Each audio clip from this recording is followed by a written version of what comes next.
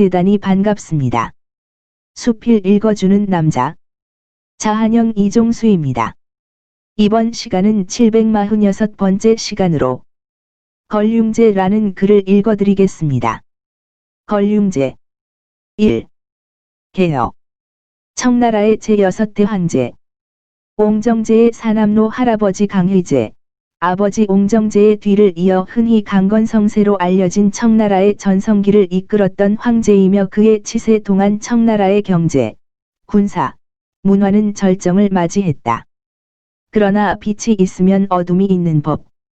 잦은 대외원정과 니오후루 허션으로 대표되는 황족과 관료들의 부패로 백성의 삶은 피폐해져갔으며 문화사업이라는 명목으로 청나라 정부의 비판적인 서적을 폐기해버리는 등 문화에 대한 탄압도 빈번히 일어나면서 결과적으로 청나라 멸망의 씨를 뿌리기도 했다.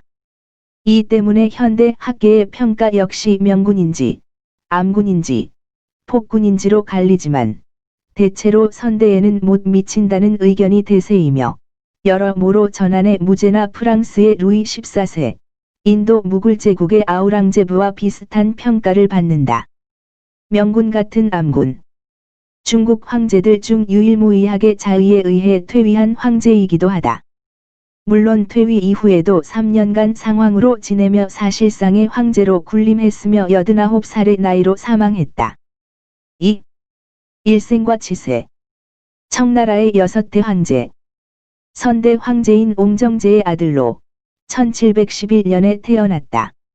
1735년 옹정제가 57세로 사망하자 25세로 제위를 이었으며 60년이나 제위하여 중국 역사상 강의제 다음으로 오랫동안 제위하였으며 이 시기에 청제국의 국력은 사상 최강, 국토 역시 사상 최대에 달하였다.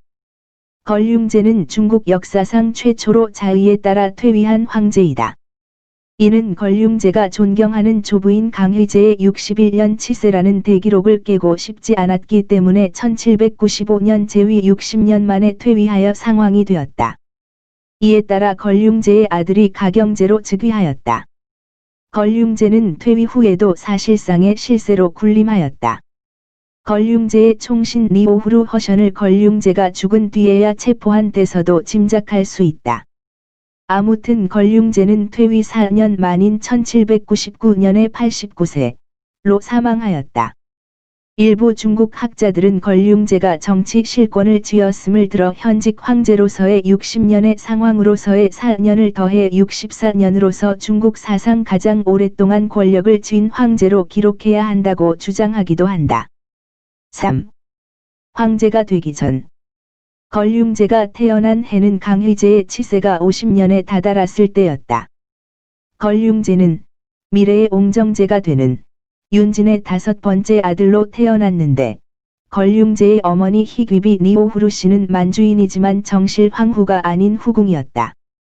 걸륭제는 황자들의 교육기관인 상서방에서 공부를 했지만 당시 강의제의 아들들은 20명이 훌쩍 넘었고 손자들까지 따지면 100번지명에 육박했다. 당연히 강의제가 얼굴조차 기억 못하는 자손들이 대부분이었을 것이다. 하지만 걸륭제는 금방 자신의 능력을 증명해 보였다. 문제가 탁월했고 사서삼경에 통달했으며 사냥에서도 용감하게 곰과 싸워 곰을 잡았다. 그 모습을 보고 강의제는 걸륭제를 칭찬하며 관심을 기울였고 늙은 몸이었지만 직접 무예를 가르쳐주기도 했다고 한다. 특히 강의제의 마음에 가장 드는 것은 걸륭제가 부모님인 옹정제와 정모, 자신의 어머니에게 꼬박꼬박 예를 다하며 문안을 올리는 것이었다. 유교 가르침에 감화된 강의제에게는 대단히 좋게 보일 수밖에 없는 광경. 강의제가 죽기 직전 옹정제에게 걸륭제를 후임으로 삼으라고 했다는 설도 있고 자신에게 후계자의 가능성을 열어준 사람은 강의제였기에 걸륭제는 평생 동안 강의제를 대단히 존경했다. 강의제의 초상화를 보면서 자신을 다잡았다는 이야기가 있으며 제위 60년의 상황으로 물러난 것도 강의제의 기록을 깨고 싶지 않아서였다. 이후 아버지 옹정제가 황제로 즉위하면서 걸륭제는 차기 황제 1순위가 되어 후계자는 이미 정해졌다는 소리가 공공연히 떠돌 정도였다. 옹정제의 아들은 총 10명이었지만 그들 중에 생존한 아들은 고작 4명으로 장성한 아들은 셋째 홍씨, 넷째 홍역, 다섯째 홍주 셋뿐이었고 나머지 1명은 옹정제의 제위 중 태어난 젖먹이었던 십황자 홍염뿐이었다. 또한 다른 황자들의 생모는 한인 출신이었지만 홍역만이 유일하게 만주족 생모 소생의 황자였다. 물론 그것이 후계자로 지정된 진정한 이유는 아니었고 강희제가 옹정제에게 홍역을 후계자로 삼으라고 했던 칙서가 있었다. 실제로도 걸륭제는 아버지 옹정제의 가벼운 일을 도와주며 정치에 관여했는데 강희제 때의 황태자 사건 등으로 청나라는 다른 왕조들과 달리 차기 황제를 미리 정하지 않았다. 하지만 당시 3황자 경페륵 홍씨는 페륵에 불과했는데 넷째 홍역만 혼자 군왕도 뛰어넘어 보친왕에 책봉되는 등 거의 대놓고 옹정제가 홍역을 황태자이자 후계자로 대우하였고 신하들도 이에 동조하였다. 이렇듯 홍역의 위치가 공고해 보이자 3황자 홍씨는 판세를 바꿔보려고도 했지만 오히려 그럴수록 옹정제의 눈밖에 나는 결과밖에 되질 못했다. 결국엔 셋째 형 홍씨는 사사당하고 황실 선원보에서 제명된다. 다섯째 홍주는 일찍부터 정치와 멀리하고 형에게 고개를 숙였기 때문에 걸륭제 즉위 후에도 상당히 예우받았다. 옹정제는 워커홀릭이었던 터라 제위 10년 차에 건강이 악화돼서 알아 눕게 되자 걸륭제가 이때부터 사실상 황태자인 감국에 임명되며 사실상 옹정제의 업무를 상당 부분 떠맡았다. 3년 후 옹정제가 죽자 후계자는 당연하게도 걸륭제의 차지가 되었다. 그렇게 걸륭제는 25세의 나이로 청나라의 황제에 즉위한다. 4. 제위기간 4.1 개혁 걸륭제는 황제가 된 후 존경하는 할아버지처럼 되기 위해 노력하였다. 걸륭제는 여러 차례의 원정을 벌였는데 대부분은 강희제처럼 최고 지휘관으로 활약하기보다는 전쟁은 장군들에게 맡겨놓고 자신은 독려를 하는 편이었다. 이때 걸륭제의 부대는 8기군 대신 만주족과 한족이 합쳐진 군대였는데 준가르 정벌군 총사령관이었던 보르지기트 반디, 보어지지트 벤디, 준가르 및 동투르키스탄 정벌에서 활약한 우야 자오후이, 오여 제이어와이, 아구이, 어기, 걸륭제의 처남인 부차푸헝, 푸커포행, 그의 아들인 부차푸강간, 푸커표갱건 등이 활약하였다. 걸륭제는 옹정제 때 탄압받은 숙부들을 사면하였는데 종친들이 정치에 끼어드는 것만은 막았다. 그 다음에는 보갑제와 이갑제라는 제도를 뜯어 고쳤다. 보갑제는 100가구를 모아서 갑, 그리고 그 10개의 갑을 모아 보로 나누어 같은 공동체에서 사는 사람끼리 서로 질서와 치안의 책임을 지게 하는 제도였고, 이갑제는 보와 갑에서 세금을 인구에 따라 모아서 재정을 충당하는 제도였다. 본래 북송의 왕안석이 신법으로 쓰려다가 수포로 돌아간 이후 명나라를 거쳐 청나라 이후 강희제가 부분적으로 시행하다가 옹정제 때에 들면서 전국적으로 시행되었다. 보갑이 장들은 자신이 맡은 구역의 백성들의 호적을 조사하고 그 기록을 관아에 바쳤고 수상한 촌민들을 감시하기도 하였다. 그러나 지방 관리들이 인구와 세수를 일부러 줄여서 보고하고 뒤로는 세금을 무겁게 매겨 막대한 사익을 취하자 1740년, 걸륭 5년, 걸륭제는 정확한 인구 조사를 위해 각지의 보갑장에게 가구당 세는 사람의 수를 군역을 지는 장정이 아닌 집안의 여자들까지 모두 다 계산하였는데 계산한 백성들의 수는 나이, 성별과 이름을 패에다 적어 각자의 집 문 앞에 걸어놓고 매년 인구 조사를 하여 북경의 군기처와 호부에 보고하도록 하였다. 이러한 정책으로 걸륭제는 청나라의 총 인구 수를 보다 정확히 알게 되었고 지방 관리들이 인구와 세수를 일부러 줄여서 보고하여 사익을 취하려 한 경우를 차단하여 또한 이를 방치하거나 세금을 빼돌린 총독이나 순무에게도 중징계를 내려 특히 이 중 그 행태가 심한 자는 참수형에 처하기도 하였다. 강희제처럼 걸륭제도 남순을 자주 했다.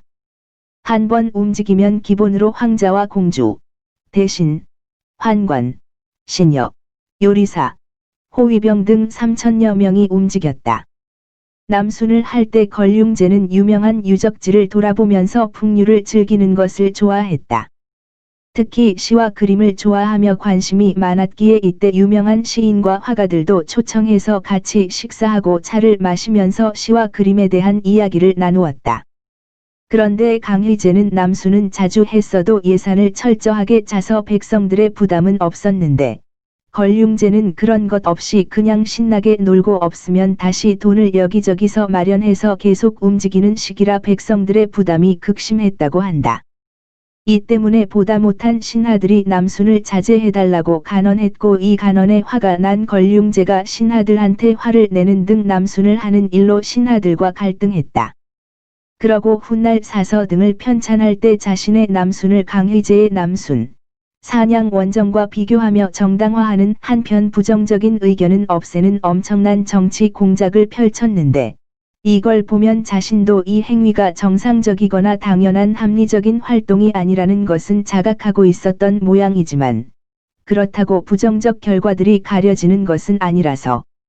4.2 십전무공 걸륭제는 60년의 치세 동안 총 10회의 원정을 수행했다 하여 자신의 벼로를 십전노인으로 자칭하였다. 이 10회의 원정은 위구르나 진천, 김천, 유역처럼 현재의 중국 영토인 곳으로 감행한 것도 있으며 베트남이나 미얀마처럼 외국에 감행한 것도 있었다. 어쨌든 총 10회의 원정으로 걸륭제는 중국 사상 최대의 판도를 이룩하였으며 그 영토는 현재의 캐나다보다 큰 약 1300만에 달한다. 이 시기 청나라의 판도 하에 있던 인구는 무려 3억을 넘었다.